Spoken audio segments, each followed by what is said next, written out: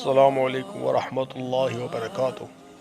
Urdu world دیکھنے والے تمام دوستوں کو تہہ دل سے خوش آمدید کہتے ہیں۔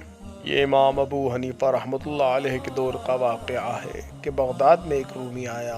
اس نے خلیفہ سے آ کے عرض کیا، میرے یہ 3 سوال ہیں، اگر آپ کی سلطنت میں کوئی موجود ہے تو بلائیے جو ان سوالوں کے جواب دے سکے۔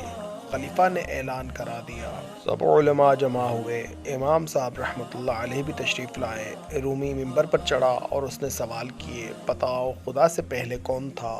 بتاؤ خدا کا رخ کدھر ہے؟ بتاؤ اس وقت خدا کیا کر رہا ہے؟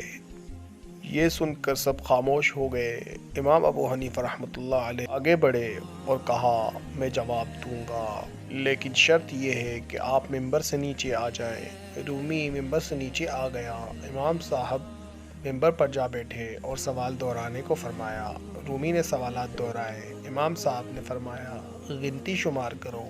رومی نے گننا شروع کیا۔ امام صاحب نے روکا اور کہا، 1 سے پہلے گنو۔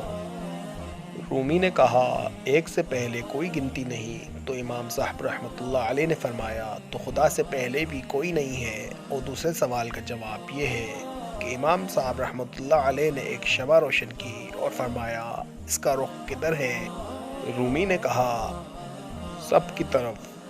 امام صاحب رحمۃ اللہ علیہ نے فرمایا، خدا کا رخ بھی سب طرف ہے۔